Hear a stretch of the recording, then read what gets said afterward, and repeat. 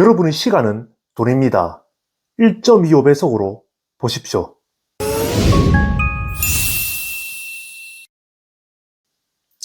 안녕하십니까. 중앙신용정보회사의 김도윤 부장입니다. 나홀로 소송을 하는 경우 이제 채무자의 주민등록번호와 주소를 모르는 경우가 많습니다. 자, 이런 경우엔 피고의 인적 사항을 기재하지 않은 채로 소장을 제출하게 되겠죠. 하지만 피고가 특정이 안 된 채로 판결을 받게 된다고 하면 그 판결문은 강제 집행력이 없습니다. 이런 판결은 받으나 마나 필요가 없겠죠. 자, 따라서 저희는 이미 피고에 대해서 알고 있는 정보를 활용하여 이 피고를 특정을 해야 하는데 이 절차를 사실조회라고 합니다. 자, 예를 들자면 피고의 이름과 전화번호만 알고 있다. 이렇게 하면 동심 3사에 사실조회를 신청해서 피고의 인적사항을 회신받을 수 있죠. 혹은 피고의 사업자 등록증, 그 정보를 가지고 계신다고 하면 관할 세무서에 과세정보 제출 명령 신청을 할 수도 있습니다. 자, 이런 사실조회 신청은 세무서와 통신사만 되는 게 아닙니다. 피고의 정보를 가진 모든 기관과 기업에 신청이 가능합니다. 은행, 네이버, 쿠팡, 배달의 민족, 법원, 검찰, CJ 택배 등 모든 기관과 기업에 말이죠. 자, 오늘은 많은 분들이 사실조회를 신청하는 곳 중 특히 가장 많이 하시는 통신사를 중심으로 신청 방법을 알려드리겠습니다. 오늘 영상도 제가 말한 대로 순서대로만 따라 하시면 진짜 쉽게 하실 수 있습니다. 바로 시작하겠습니다. 전자소송 홈페이지에 들어가셔서 로그인부터 먼저 합니다. 자, 저는 로그인이 다 되었습니다. 자, 여기서 나의 전자소송 카테고리에서 여기 진행 중 사건 보이시죠? 요거를 클릭합니다. 자, 그러면 화면이 이런 화면이 뜰 겁니다. 여기서 접수 일자를 기준으로 1개월을 클릭하신 뒤에 조회를 누릅니다. 그렇게 되면은 한 달 동안 진행 중인 모든 사건이 나오게 되죠. 대부분 사건이 이렇게 저처럼 한 건이 뜰 겁니다. 변호사가 아닌 일반인이 단기간에 여러 건의 소송을 하시는 분들은 잘 없기 때문이죠. 자, 여기서 우측 끝에 메뉴 선택을 클릭을 합니다.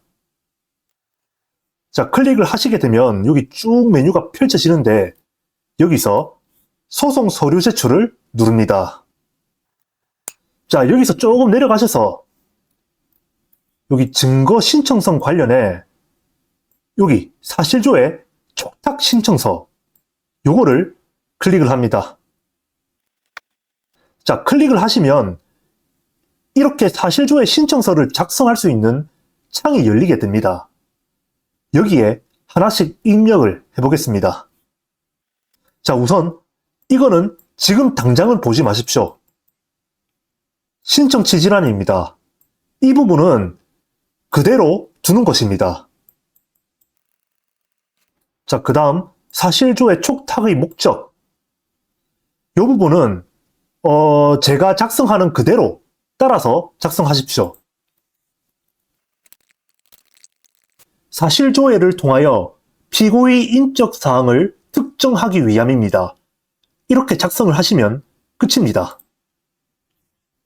자, 일시 정지하시고 지금 같이 따라오시기 바랍니다. 자, 다음은 대상기관의 명칭입니다. 저희는 피고의 전화번호를 통해서 피고의 인적 사항을 회신받을 겁니다. 자, 그러면 통신사로 사실조회를 넣어야겠죠. 하지만 저희는 피고가 어떤 통신사를 쓰는지 잘 모르니 통신 3사 모두 넣어봐야 합니다. 통신 3사의 정확한 명칭은 주식회사 KT, SK텔레콤 주식회사, 주식회사 LGU+입니다. 하나씩 해보겠습니다. 우선 조회를 누르십시오. 여기에 주식회사 KT부터 먼저 하겠습니다. 쓰신 다음에 조회를 눌러보시면 자, 쭉 여러 개가 뜨는데 여기서 맨 위에 이게 본사죠. 본사의 것을 선택을 누릅니다. 자, 그렇게 선택을 누르시면 여기 우편 번호와 주소는 자동으로 뜨게 됩니다. 그럼 이제 저희는 사실조회 사항 이 부분에 대해서 이제 작성을 할 겁니다. 이 부분도 제가 작성하는 대로 그대로 따라서 작성하시면 됩니다. 자, 이렇게 입력을 하시면 됩니다. 여기서 홍길동은 당연히 피고인 채무자의 이름이겠고 여기 옆에 휴대전화 번호는 홍길동의 전화번호가 들어가야겠죠. 자, 밑에 내려가셔서 신청인 부분도 현재는 볼 필요가 없습니다. 첨부 서류란입니다. 통신사를 통한 사실조회 신청은 딱히 첨부 서류가 필요가 없습니다. 굳이 있다고 하면 저장된 연락처 스크린샷 정도가 되겠죠. 그리고 보정명령 등본이 되겠습니다. 저는 여기서 보정명령 등본을 그래도 첨부를 하겠습니다. 자, 보정명령 등본이 첨부가 되었습니다. 여기에 보정명령 이렇게 작성하신 뒤 클릭을 누르시고 목록에 추가를 누릅니다. 추가가 되어 있는 것을 확인했습니다. 이 보정명령 같은 경우에는 저희가 소장을 접수하고 나서 한 일주일 정도 뒤에 법원에서 이렇게 보정명령 등본을 줍니다. 카톡으로 날라옵니다. 보정명령 등본이 발급되었다고. 자, 이렇게 작성이 완료가 되었는데 저희는 통신 3사 모두 신청을 해야 되죠. 그러니까 임시 저장을 누르십니다. 그리고 신규 입력 버튼을 눌러서 여기에 나와 있는 신규 입력 버튼을 눌러서 동일한 내용으로 두 번 더 SK와 LG로 신청을 해야 합니다. 빠르게 SK와 LG도 해보겠습니다. 신규 입력 버튼을 누르고 자, 통신사 SK의 정확한 회사명은 SK텔레콤 주식회사입니다.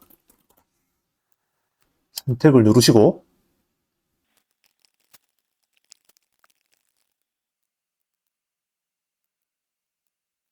신규 입력을 눌러서 LGU+도 빠르게 해보겠습니다. 자, LGU+의 정확한 회사명은 주식회사 LGU+입니다.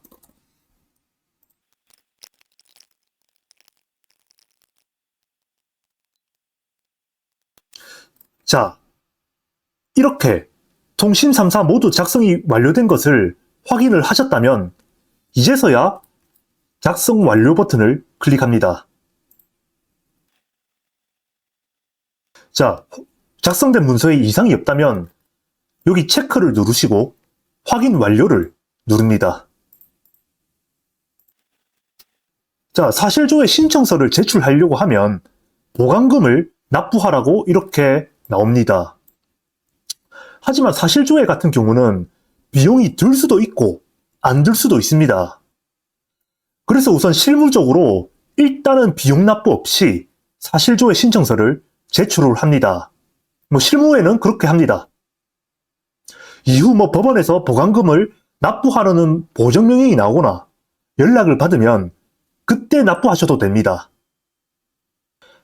따라서 저 같은 경우에는 법원 보관금을 납부합니다. 여기에 체크가 돼 있는데 이 체크를 풀어줄 겁니다. 그리고 아래로 내려 다음으로 가기를 누를 겁니다.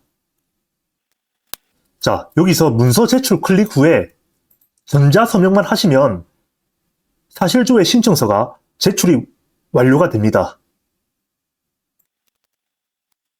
자, 제출이 완료가 다 되었습니다. 완료를 눌러줍니다. 이제 제출이 완료가 되었는데 이후 통신사가 법원으로 회신을 할 건데, 근데 이게 이제 법원에서 알림톡으로 알려주지 않는 경우가 많습니다. 따라서 채권자가 직접 매번 사건 조회를 해봐야 합니다. 제가 조회를 하는 방법도 알려드리겠습니다. 다시 전자소송 홈페이지 홈 화면으로 들어갑니다. 자, 여기서 나의 전자소송에서 진행 중 사건을 클릭을 합니다. 자, 아까랑 똑같이 접수 일자를 기준으로 1개월로 조회를 하시면 해당 사건이 나오죠. 이때 우측 끝의 메뉴 선택을 클릭합니다. 자, 메뉴 선택 창이 이렇게 열리게 되면 여기서 사건 기록 열람을 클릭합니다. 바로 이곳에서 사실조회 해신 여부를 확인하실 수가 있습니다. 제가 이제 촉탁 신청서는 넣은 게 보이죠? 나중에 이 부분에 더 생길 겁니다. 사실조회가 해신이 되었다고. 자, 사실조회의 해신 기간은 넉넉하게 3주 정도 잡으면 되는데 4주 정도가 지나도 회신이 되지 않는 경우 재판부에 전화하여 사유를 물어본 뒤 사실조회 신청을 다시 해야 할 수도 있습니다. 이상입니다. 자, 이후에 통신사 쪽으로 회신 정보가 오면은 또 그거를 받고 가만히 있는 게 아닙니다. 자, 회신 정보를 첨부 파일 다운로드를 해서 당사자 표시 정정 신청을 하여야 하는데 이것까지 끝을 내야 완벽한 소장 제출이 끝이 나는 겁니다. 자, 그래서 제가 다음 영상에는 당사자 표시 정정 신청하는 방법에 대해서 제가 알려드리겠습니다. 이제 소장 제출부터 사실조회하는 방법, 그리고 당사자 표시 정정하는 방법까지 알게 된다고 하면 정말 소장 제출에 있어서 모든 것을 아시는 것과 마찬가지입니다.